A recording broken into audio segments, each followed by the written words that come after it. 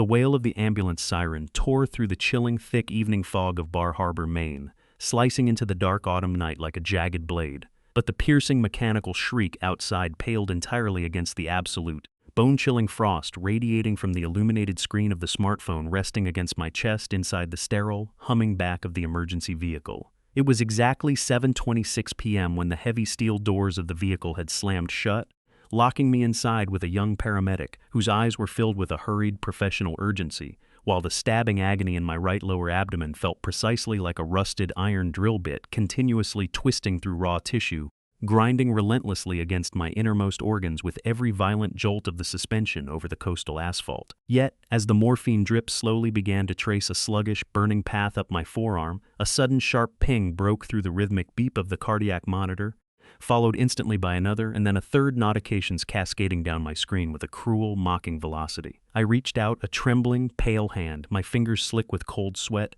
and unlocked the display to find a newly published public post on Facebook uploaded by my daughter-in-law, Victoria, timestamped a mere 47 minutes after the ambulance had pulled away from the restaurant's circular driveway. There they were, smiling broadly under the warm amber glow of a high-end restaurant's patio string lights, raising crystal glasses filled with expensive vintage wine, accompanied by a caption that felt heavier and more suffocating than any physical trauma my body had ever endured. Finally enjoying a peaceful vacation without the fake medical drama. Bliss. Below it, a glowing red-like icon sat prominently next to my only son's name, Logan, alongside 23 comments from distant relatives and acquaintances joining in the chorus of mockery, laughing at my expense while my surgeon was frantically scrubbing and just miles away to prevent my appendix from rupturing into my septic bloodstream. My name is Arthur Vance, and for 41 years, my hands calculated the silent, unforgiving physics of massive structures, drawing blueprint after blueprint for the heavy steel bridges and towering reinforced concrete complexes that now span across the harsh landscapes of Pennsylvania and Ohio.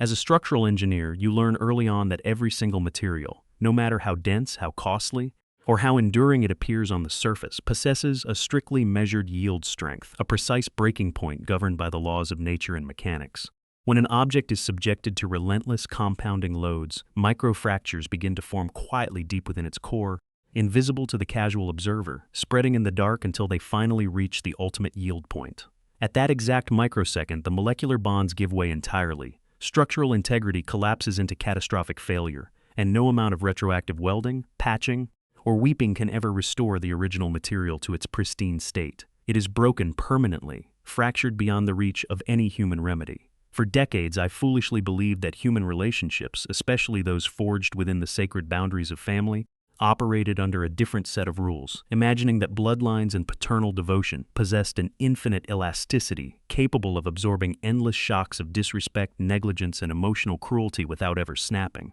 I spent a lifetime building monumental physical structures for strangers, entirely blind to the catastrophic widening structural fractures forming right inside the foundation of my own bloodline,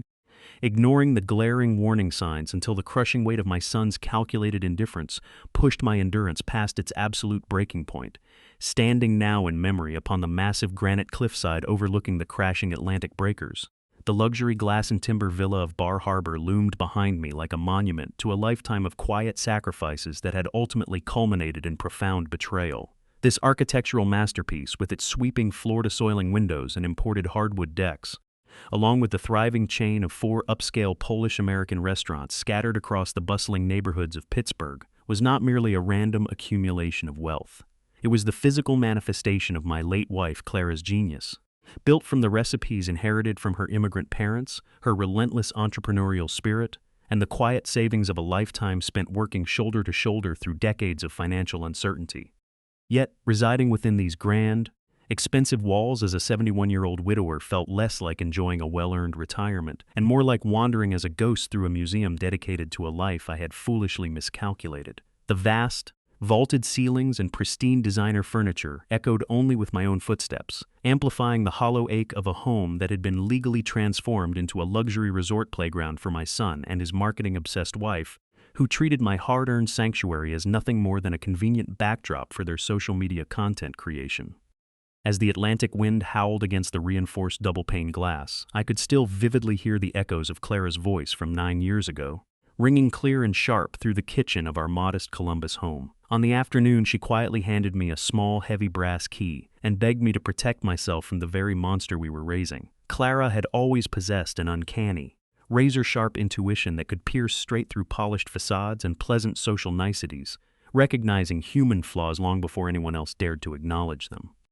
During Logan's sophomore year at university, when he callously drained his younger sister's college savings fund for a speculative tech scheme and subsequently showed not a single ounce of genuine remorse, Clara had cornered me in our study, her eyes blazing with an intense maternal clarity that made my blood run cold. She had looked squarely into my eyes, slammed her hand down upon a stack of bank statements, and uttered a warning that I chose to bury beneath layers of paternal excuses and misplaced optimism. "Arthur, listen to me very carefully. Logan is hollow at his core, driven entirely by vanity and ruthless self-preservation, and if you continue to shield him from the consequences of his heartless actions, the day will come when he casts you aside like a worn-out tool the moment you stop being of use to his social standing."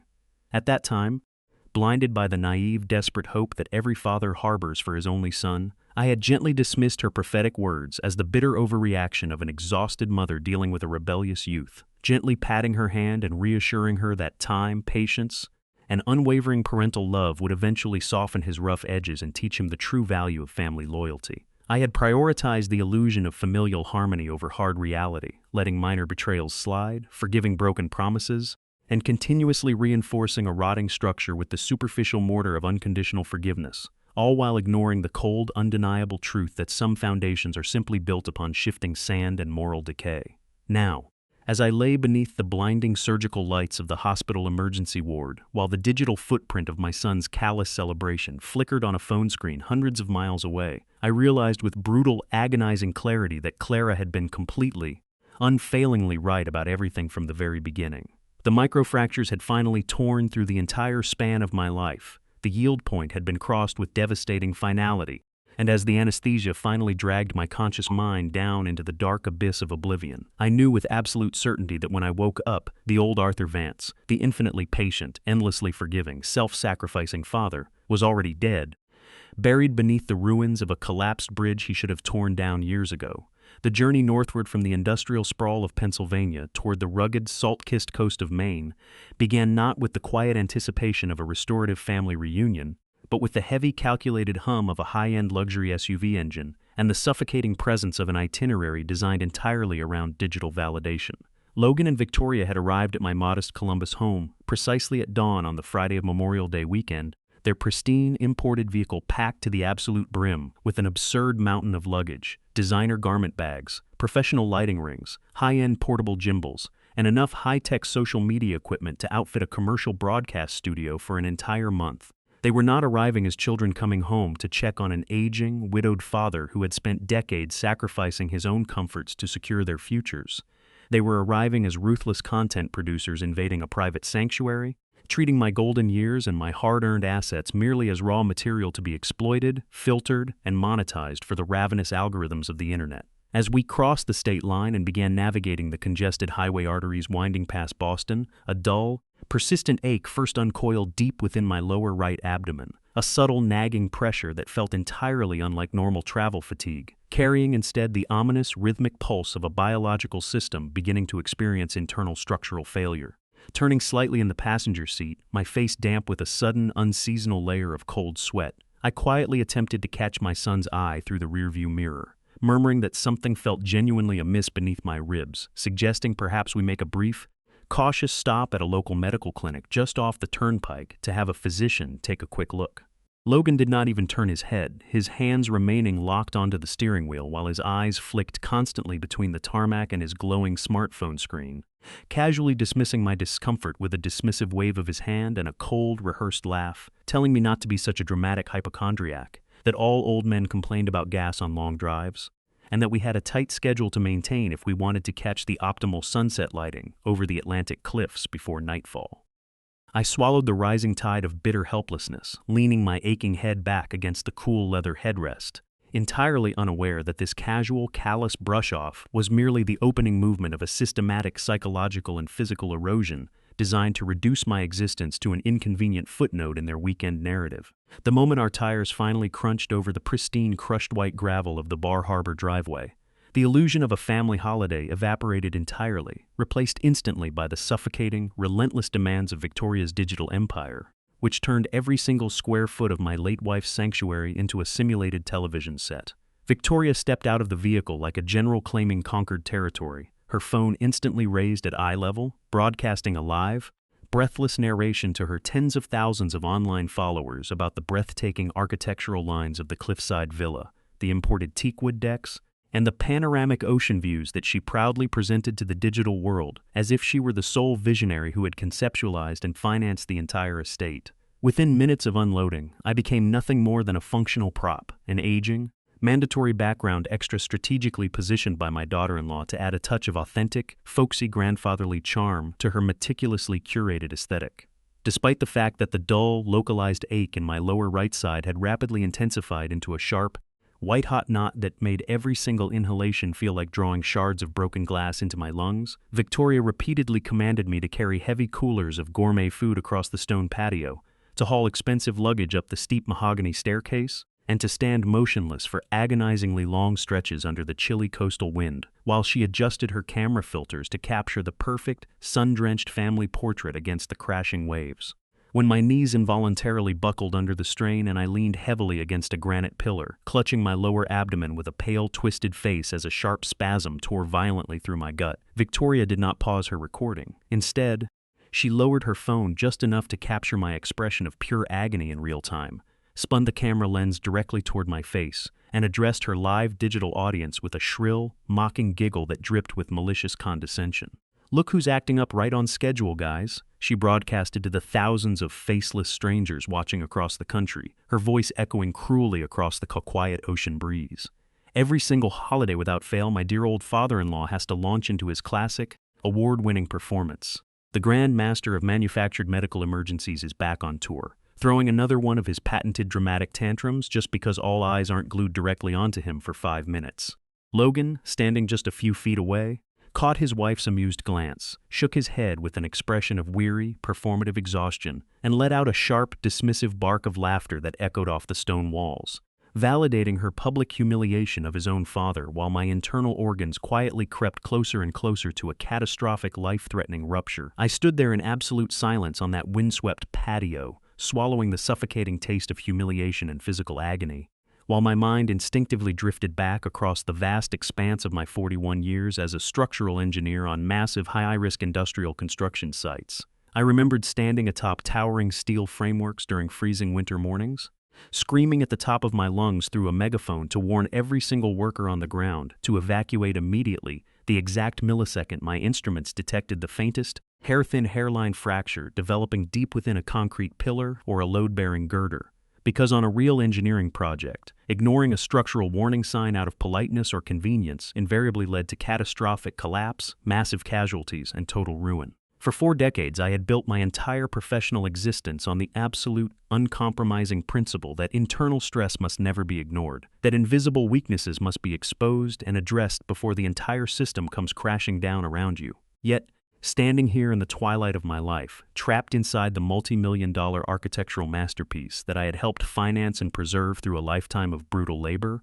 I found myself paralyzed by a tragic, self-imposed contradiction, choosing to suffer in absolute, bleeding silence, swallowing my physical pain and emotional devastation without uttering a single word of protest, purely because I was terrified that speaking my truth would disrupt the fragile artificial illusion of a happy family holiday, terrified of being perceived as an irritable, burdensome old man who ruined his children's weekend getaway. I locked my trembling jaw, forced a pathetic, paper-thin smile across my pale, sweating lips, and told myself that I could endure just a little bit more pressure, entirely blind to the agonizing reality that true structural failure does not arrive with a thunderous explosion, but rather begins in the quiet, shadowed dark when a weary soul decides to bear an unbearable load all by itself, sealing its own fate beneath the crushing weight of unrequited loyalty and unforgivable, calculated neglect. The crisp, salt-laden morning breeze sweeping off the jagged shores of Bar Harbor should have carried a sense of quiet revival. But as the first pale slivers of dawn pierced through the heavy bedroom curtains, my body responded not with rest, but with a sharp, synchronized spasm that radiated directly from my lower right abdomen straight through to my lower spine.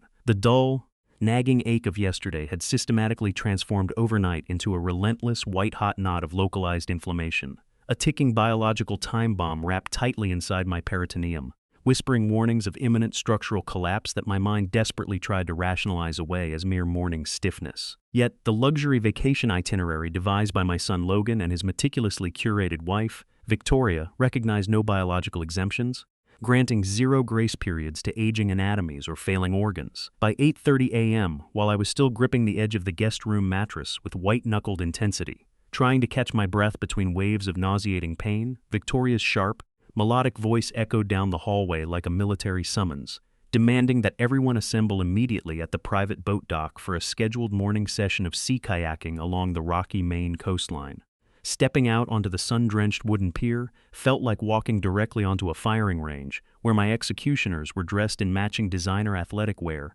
and armed with carbon fiber paddles and high-resolution action cameras mounted securely to waterproof helmet straps. I stood at the edge of the water, my skin ashen, trembling visibly beneath my lightweight blue button-down shirt, and used every ounce of remaining breath to clearly state the hard reality of my condition.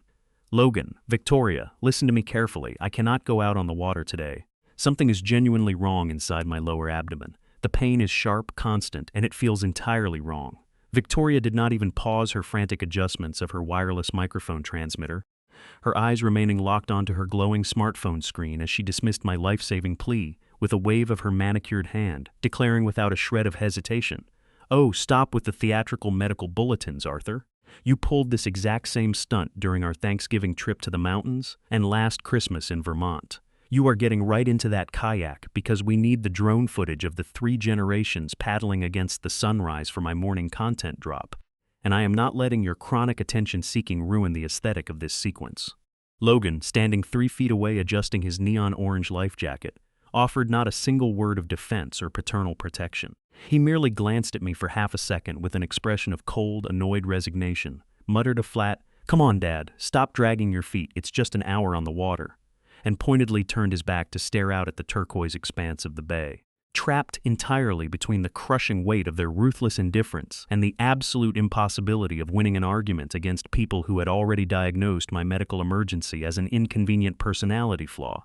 I climbed slowly, agonizingly into the narrow plastic hull of the kayak, lowering my rigid frame into the seat like a man stepping voluntarily into an Iron Maiden. The moment the kayak pushed away from the wooden pilings and slipped into the open waters of the bay, every single stroke of the paddle transformed instantly into a slow, agonizing act of physical self-harm, a cruel mechanical replication of a structural load test pushing a deteriorating bridge past its ultimate yield strength. The pristine, postcard-worthy beauty of the Maine coast, the glittering sunlight dancing across the choppy surface, the distant cries of circling gulls, the majestic pine trees clinging desperately to the granite cliffs, dissolved completely into a blurred, hallucinatory nightmare of pure, unfiltered agony with every rotation of my torso. Every time I drove the wooden paddle blade forward and pulled it back against the crushing resistance of the saltwater, a jagged, white-hot spike of excruciating pain shot upward from my lower right side, driving itself deep into my core, stealing the air directly out of my lungs and forcing me to bite down so hard on my own lower lip that I could taste the metallic tang of warm, fresh blood pooling inside my mouth.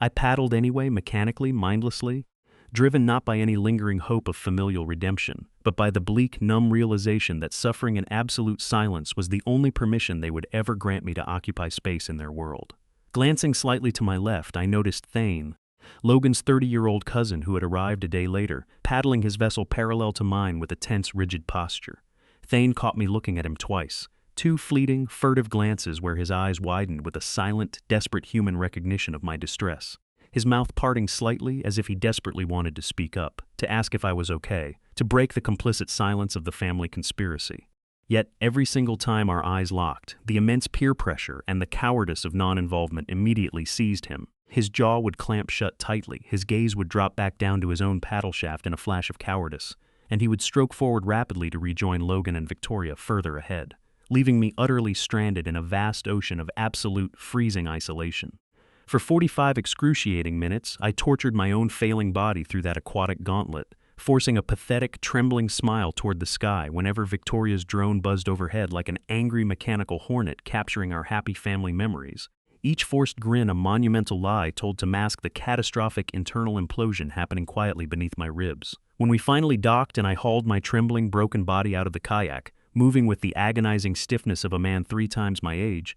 Neither of them even bothered to look back, treating my physical devastation with the casual coldness one might reserve for a leaking garden hose or a stained piece of patio furniture. Yet, as if a 45-minute battle against an inflamed appendix on the open water was merely a light warm-up exercise for an afternoon sacrifice, Victoria's relentless digital content machine immediately demanded an even greater sacrifice before my heart rate could even begin to return to normal. By 11 a.m., before I had even managed to catch my breath or find a glass of water, Victoria bounced back onto the back patio, clapping her hands together with toxic enthusiasm to announce the next mandatory item on the itinerary: a grueling 2-mile uphill hike along the rugged, boulder-strewn cliffside trail overlooking the ocean, promising breathtaking panoramic views that would absolutely slay on her social media engagement metrics. Thane and Logan were already sitting on the wooden deck steps, systematically lacing up their heavy hiking boots and adjusting their high-end hydration backpacks, entirely blind or willfully indifferent to the pale greenish hue of my skin and the cold, clammy sweat plastering my graying hair to my forehead, realizing with a sickening sinking sensation in my chest that I had absolutely no escape route, no transportation back to the house, and no voice capable of piercing their wall of self-absorbed obsession. I had no choice but to stagger to my feet and follow them up the winding dirt path beneath the scorching midday sun. The trail started deceptively gentle, meandering through a dense grove of towering pine trees that smelled intensely of hot resin and decaying needles. But within 20 agonizing minutes, the terrain pitched sharply upward, turning into a steep, uneven stair-step of jagged granite boulders and exposed tree roots that required genuine physical exertion even for a healthy man in his prime. With every single upward step I took, my right foot jarred against the unyielding stone, sending a fresh, sickening jolt of sharp, electric pain directly into my lower abdomen. Not the dull soreness of tired muscles, but the unmistakable, sickening sensation of internal tearing, of an organ stretching and swelling toward a catastrophic septic rupture. Naturally, I began to fall behind, not in a dramatic, attention-seeking collapse, but in a slow, progressive, humiliating descent down the hierarchy of the hiking group. The physical distance between my stumbling footsteps and the laughing backs of my children widening with every sharp switchback of the trail, until their voices became nothing more than distant, mocking echoes bouncing off the cold rock faces above me. Victoria never once looked back down the trail to check on her aging father-in-law. That was entirely to be expected from a woman whose empathy had long since been optimized out of existence by algorithmic metrics. What truly shattered whatever fragile remnants of paternal illusion I had left was the fact that Logan, my only son, the boy I had taught to ride a bicycle without training wheels on a sunny Saturday afternoon in Ohio, the child I had stayed up pacing the floors for through his countless childhood illnesses, did not look back either. Not a single time during that grueling, torturous 2-mile ascent did my son pause his stride, turn around, or call out my name to check if I was still breathing. He marched steadily upward beside his wife, completely absorbed in the synchronized rhythm of their shared narcissism, treating my physical disappearance as a convenient logistical streamlining of their family outing. When we finally reached the windswept summit of the cliff, they were already fully arranged and posing against the stunning backdrop of the turquoise Atlantic far below, having set up Victoria's automated phone timer on a flat boulder to capture their triumphant arrival arranged neatly by height. As I finally dragged my shattered, vomiting on the verge of consciousness body to the summit, collapsing heavily onto a rough granite boulder 15 feet away from their photo shoot, my hand clamped vice-like over my violently throbbing lower right side. They took 6 distinct variations of the exact same smiling group portrait while I sat ignored in the blurred foreground like a discarded piece of trash. Sitting there on that cold rock, watching them laugh and adjust their hair for an invisible digital audience, my mind involuntarily drifted backward across the vast expanse of the past, specifically recalling the last mountain hike Clara and I had taken together 5 years before her passing, when I had twisted my ankle on a slippery trail in the Blue Ridge Mountains. Clara had noticed my subtle limp instantly, not because I had cried out or made a scene, but simply because she had been genuinely paying attention, because her eyes had never left me. And she had immediately forced us both to stop, dropping to her knees to inspect my ankle, ignoring all my stubborn protests about keeping up, and insisting we rest until I was steady, because to her my physical well-being had always infinitely outweighed any schedule or itinerary. But Clara had been dead and buried beneath the cold Ohio clay for 2 agonizing years, and the people standing a few feet away from me now had successfully unlearned the very concept of human care, transforming basic familial affection into an inconvenient friction to be edited out of their lives. The final, catastrophic act of this psychological and physical tragedy did not unfold in the dramatic wilderness of the Maine cliffs, but rather beneath the blinding, glittering crystal chandeliers of an upscale, reservation-only waterfront seafood restaurant in downtown Bar Harbor, where the illusion of high society perfection finally met the unyielding, bloody reality of human mortality. By 5:30 p.m. that evening, standing in front of the ornate gilded mirror in the restaurant's opulent marble-tiled restroom, staring at my own ghost-like reflection, skin an alarming shade of slate gray, eyes sunken deep into dark, bruised sockets, clothes completely soaked through with cold, stress-induced sweat that defied the powerful air conditioning, I knew with absolute, terrifying certainty that my appendix had reached the absolute edge of its structural integrity, that the internal pressure had crossed the ultimate yield point and was currently leaking toxins directly into my dying body. I knew that every second I delayed seeking professional emergency medical intervention was a direct step towards septic shock, organ failure, and irreversible biological death, and that I urgently needed an ambulance, a surgical team, and an operating table immediately. Yet, as I smoothed down the front of my blue button-down shirt, the exact shirt Clara always said brought out the warmest depth in my eyes, and stepped out into the bustling main dining room where my family was already seated at a prime window-front table overlooking the harbor, I was greeted not by a welcoming sanctuary, but by a wall of high society chatter and performative anticipation. Victoria was already standing partially upright, leaning across the crisp white tablecloth to narrate our arrival to her phone camera for a live-stream dinner vlog, explaining with practiced, bubbly enthusiasm to her digital followers that the lighting inside this exclusive establishment was legendary for food content, and that they had managed to secure the single best table in the house for their Labor Day seafood feast. Logan sat directly across from her, carefully slicing into an expensive thick-cut ribeye steak with the calm, methodical precision of a man who had spent his entire adult life successfully avoiding difficult, uncomfortable conversations, his mind entirely consumed by his promotional prospects at the logistics firm and his upcoming weekend plans. As I slowly lowered my shaking frame into the wooden armchair at the far end of the table, the absolute worst seat in the house where the shadows pooled and the ambient light completely failed to reach, a sudden, violent wave of nausea accompanied by a blinding flash of white-hot agony tore through my abdomen, causing my vision to tunnel inward until the sparkling crystal glasses and white linens vanished into a dark, swirling vortex. Leaning forward instinctively to brace myself against the edge of the heavy oak table, my fingers slipping helplessly against the smooth wood, I opened my mouth and whispered across the expanse of silver and crystal, my voice cracked, thin and desperate, "Logan,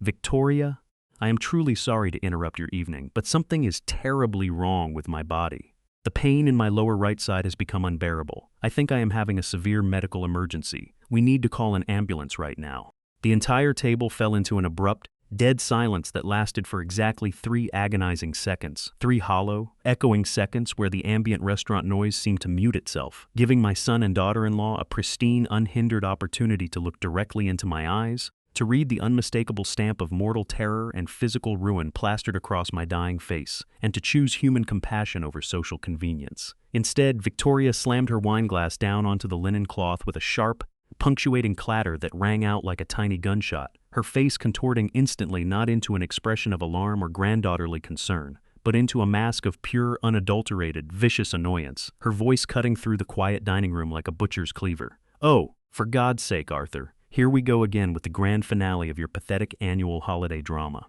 Every single time we take you anywhere nice, every single time we spend money on a high-end reservation, you suddenly have to launch into this exact same pathetic routine of faking a medical crisis just because you can't stand not being the absolute center of attention for 5 consecutive minutes." Logan did not even look up from his plate of bloody beef. He simply caught his wife's amused, exasperated expression, let out a short, mocking snort of agreement, shook his head in performative exhaustion, and casually picked up his fork to take another bite, validating her cruel dismissal while the entire table of surrounding diners turned their heads away in uncomfortable, polite silence. That was the final microfracture. That was the exact microsecond when the entire internal bridge of my family structure sheared violently apart down to its bedrock. When 41 years of accumulated patience, forgiveness, and unconditional paternal loyalty were instantly pulverized into absolute, unrecoverable nothingness. As the searing pain surged upward like liquid fire, completely overwhelming my central nervous system, my legs completely gave out beneath me, my grip on the wooden armrests sheared away, and my entire body pitched violently sideways. crashing headfirst onto the hard, unyielding terrazzo tile floor of the restaurant, with a sickening hollow thud that echoed off the marble walls like a falling beam. The impact sent a blinding flash of white lightning crashing through my skull, splitting my skin open against the cold stone, and as the chaotic sounds of the restaurant, the scraping of chairs, the sharp gasps of terrified strangers, the distant clatter of dropped silverware, rushed inward like a rising tide over my submerged consciousness. The very first words I heard cutting through the muffled roar of my failing ears were not words of panic or loving concern for my only son, but rather the sharp, venomous hiss of my daughter-in-law standing directly above my bleeding body. "Oh, brilliant! Just look at this absolute mess." He actually had to go and collapse on the floor right in front of the VIP tables, completely ruining our entire dinner reservation and making a total spectacle of us. "Get up, Arthur. Stop acting like a child. This is beyond embarrassing." As my vision finally darkened into a permanent velvety blackness and the distant wail of incoming sirens began to wail outside the front doors, a cold, peaceful numbness washed completely over my shattered soul. My son did not stand up to catch my falling head. My son did not drop to his knees to check my pulse. My son did not lift a single finger to save his own father's life. And in that definitive, frozen heartbeat of absolute betrayal, I finally understood with absolute clarity that the structural collapse was complete. The bridge was gone forever. And the man lying bleeding on the restaurant floor was no longer a father begging for his children's love, but a stranger waiting for a ghost to come and carry him home. The interior of the mobile emergency unit was bathed in the sterile, pulsing amber glow of digital heart monitors and intravenous infusion pumps, casting long, shivering shadows across the stainless steel equipment while the vehicle navigated the darkened coastal highway toward Munson Medical Center in Traverse City. Lying flat upon the narrow, pivoting gurney with my head resting unsteadily against a stiff foam pillow, the physical universe had shrunk entirely into the relentless, rhythmic, mechanical hum of the oxygen regulator and the sharp, throbbing ache radiating outward from the surgical incisions and bruises coating my lower abdomen. There was no familiar hand holding mine to ease the transition across the fragile boundary between living and dying. No reassuring voice of a lifelong companion or a loving child to anchor my consciousness against the dark, swirling currents of shock and isolation. Instead, the only human presence anchoring me to this earth was a young, soft-spoken male paramedic named Kyle, a young man scarcely half my age with kind, weary eyes and steady, professional hands, who sat quietly on the bench beside my rack, regularly checking my fading pulse, gently wiping the cold, stress-induced sweat from my forehead with a sterile gauze pad, and offering a quiet, anchoring stream of reassuring words that cut cleanly through the dense fog of my fading senses. As we finally backed through the heavy swinging doors of the hospital's emergency ambulance bay, the fluorescent lights of the corridor flashing overhead in a sterile, rhythmic sequence, Kyle paused for a brief, heavy moment with one hand resting upon the latch of the rear doors, his expression tightening into an uncomfortable mix of professional dismay and deep, instinctive human sympathy as he looked down at me and shared the devastating message delivered by the triage liaison who had just spoken with my son outside in the parking lot. "Mr. Vance," Kyle whispered softly, his voice carrying an unmistakable weight of disbelief and sorrow as he relayed the exact words Logan had hurled back across the asphalt to the hospital's staff who had attempted to secure an emergency contact. "Your son said, your son explicitly told the front desk that if your condition was actually serious, the hospital could handle it ourselves, because they had already paid for an upscale reservation and absolutely could not and would not ruin their entire vacation evening over what he termed another one of your recurring theatrical episodes." I did not weep, nor did I cry out in sudden rage. In the quiet sanctuary of that sterile hospital corridor, the final fragile threads of paternal illusion simply parted without a sound, leaving behind a cold, absolute emptiness far more profound and enduring than any physical pain my aging body could ever be forced to endure. The digital screen of my smartphone illuminated the sterile, windowless expanse of the preoperative holding ward with a harsh, cold glare at precisely 9 p.m., casting stark, metallic reflections across the institutional green walls just minutes before the surgical team was scheduled to wheel me down the corridor toward the operating suite. My hands trembled slightly as I unlocked the device, driven by some dark, morbid compulsion that compels a man to probe an open, bleeding wound simply to verify whether the nerves are still firing, and opened the Facebook application, where Victoria's public timeline sat squarely at the top of the feed like a digital tombstone, marking the precise moment of my abandonment. Uploaded exactly 47 minutes after the ambulance doors had slammed shut outside the restaurant and left me stranded in the dark, her latest post beamed brightly into my eyes, a professionally composed photograph showing a sunlit, High-end restaurant table adorned with crystal goblets, fine china, and half-empty bottles of expensive vintage champagne, surrounded by the smiling, relaxed faces of Logan, Victoria, and their companions raising their glasses in a joyous toast. Above the grinning faces, the caption stood out in bold, unyielding letters that felt like jagged nails being driven straight into my chest. Finally enjoying a peaceful vacation without the fake medical drama. Cheers to peace and quiet. Below the image, a prominent red like icon shone like a badge of dishonor right next to my only son's name, Logan Vance, accompanied by a cascading avalanche of over 23 comments from distant cousins, extended family members, and online acquaintances joining enthusiastically in the chorus of mockery, laughing emojis, and congratulatory remarks praising them for escaping my burdensome presence. They had not waited to see if I was dying. They had not paused their celebration to wonder if the hospital doors would open to bad news or good. Instead, they had immediately retreated back inside the air-conditioned dining room, ordered more wine, posed for a celebratory group portrait, and broadcasted their gleeful liberation to the entire world while I lay alone on a gurney fighting for my very survival. The surgical intervention itself, executed with frantic, life-saving precision by a seasoned general surgeon and his exhausted late-night team, succeeded in removing my severely inflamed, gangrenous appendix mere moments before the fragile tissue wall would have completely ruptured and flooded my peritoneal cavity with lethal sepsis. Standing beside my recovery bed during the pale gray hours of the following morning, Dr. Pritchard delivered the sobering, mathematical truth of my narrow escape with a grim, matter-of-fact directness that brooked no argument. Mr. Vance, you were extraordinarily lucky. Another 4 to 6 hours delay before reaching the operating table would have resulted in complete appendiceal perforation, widespread peritonitis, and a very different conversation regarding your survival. 4 to 6 hours. The exact mathematical window spanning from the moment my son's luxury SUV pulled away from the hospital curb without me, the exact duration during which Logan and Victoria were clinking their champagne glasses and collecting digital validation on social media. Yet, as I lay there listening to the steady, mechanical beeping of the cardiac monitor measuring the rhythmic pulsing of my blood, I understood with absolute clarity that the physical incision slicing across my lower right abdomen was nothing compared to the deep,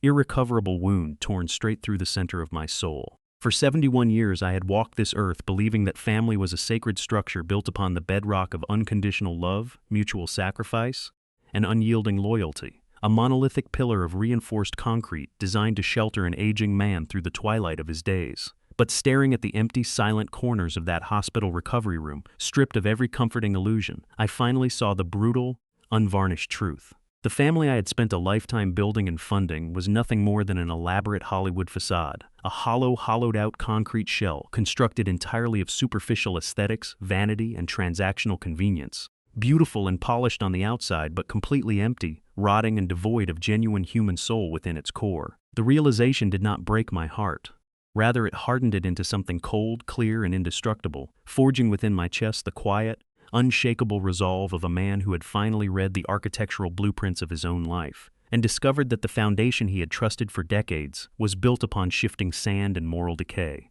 The deepest hours of the night possess a cold, uncompromising clarity that strips away every remaining illusion, leaving only the raw, unvarnished skeleton of truth standing upright in the dark. It was precisely 2:14 a.m. when the steady, rhythmic beeping of the hospital heart monitor in my quiet recovery room became the only soundtrack to my wakefulness, measuring out the slow, deliberate seconds of a life that had finally pivoted away from passive endurance toward absolute, uncompromising justice. Sitting upright with a wincing grimace against the crisp white hospital pillows, my fingers gripped the smooth plastic edge of my smartphone with a quiet, heavy certainty. I bypassed my contact list completely, ignoring the recent call logs and the empty message threads, and scrolled down to a saved, archived note that had remained quietly untouched inside my digital address book for nearly a decade. Below the contact entry for Simone Lancaster, a fiercely sharp, razor-minded senior partner specializing in complex family trust litigation across New England, sat a brief, handwritten instruction preserved in my late wife, Clara's precise looping cursive.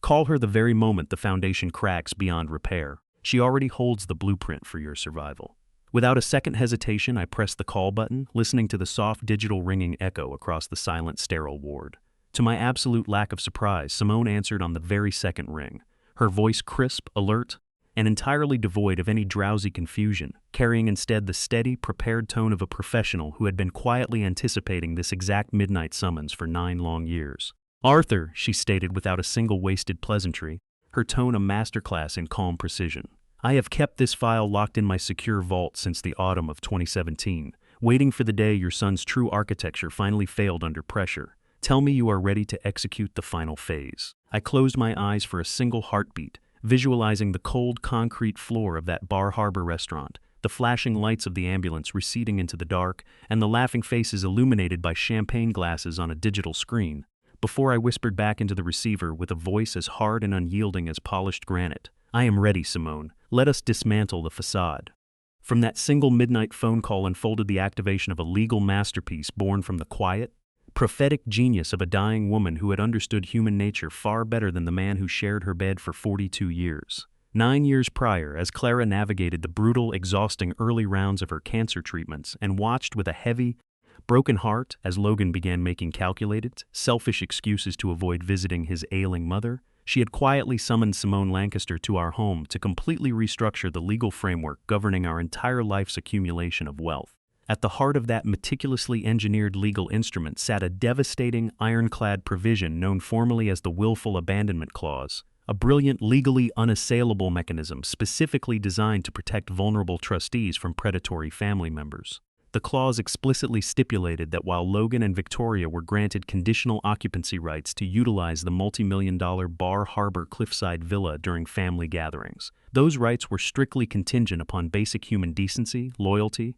and immediate paternal protection during a life-threatening medical emergency. Should the named primary beneficiaries ever willfully abandon, neglect, or leave the primary trustee stranded without assistance during a crisis presenting immediate danger to life or health, substantiated by medical documentation and official transport logs, their occupancy rights would dissolve instantly and permanently at the sole discretion of the trustee, stripped away automatically without the need for protracted civil litigation, lengthy court battles, or judicial appeals. It was a legal trapdoor engineered with mathematical perfection. A structural failsafe designed by a brilliant woman who knew that her husband's infinite patience would eventually be weaponized against him by the very children he had spoiled, ensuring that the day my son chose a ribeye steak and a social media photo over my dying breath would simultaneously be the exact day his legal claim to our life's work vanished into thin air. Yet, a legal instrument as powerful and punishing as a multi-million-dollar trust revocation clause cannot survive the predatory scrutiny of expensive defense attorneys on mere emotional testimony or hurt paternal feelings. It demands an airtight, mathematically absolute package of undeniable physical evidence that brooks no argument and leaves no room for legal loopholes. Over the subsequent 72 hours following my discharge from Munson Medical Center, while my physical body slowly mended beneath the quiet shelter of my empty home, Simone Lancaster and her elite team of legal investigators methodically constructed a fortress of digital and documentary proof so comprehensive and devastating that no high-priced defense attorney on earth could ever hope to dismantle it. Every single moving piece of that tragic Monday night was captured, time-stamped, cross-referenced, and permanently preserved in amber with the cold, scientific precision of a structural engineering audit. First came the high-definition security camera footage retrieved directly from the upscale Bar Harbor restaurant, clearly displaying the exact timestamp of my sudden physical collapse upon the terrazzo floor, the frantic movements of surrounding strangers, the indifferent scraping of my son's chair as he deliberately shifted away to give the gathering crowd more room, and the chilling visual of Logan and Victoria remaining seated at their table while professional paramedics wheeled my gurney out the front doors.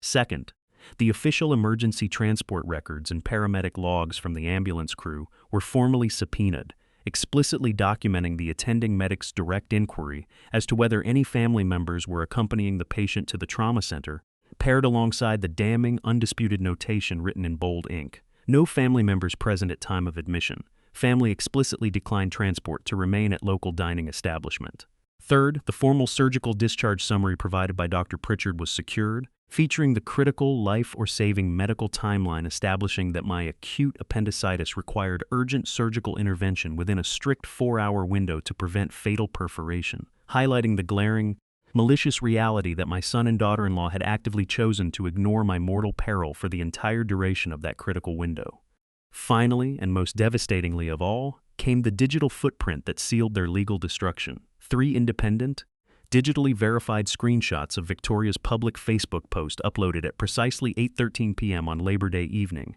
capturing the glowing group photograph of their celebratory champagne toast alongside the mocking, sociopathic caption, finally enjoying a peaceful vacation without the fake medical drama, permanently time-stamped a mere 47 minutes after my ambulance doors had slammed shut, complete with the prominent digital footprint of my only son's account pressing the red like button and 23 corroborating comments from extended relatives cheering on my abandonment. Long before Victoria panicked, realized the catastrophic legal implications of her digital narcissism, and frantically deleted the post from her timeline on Wednesday afternoon,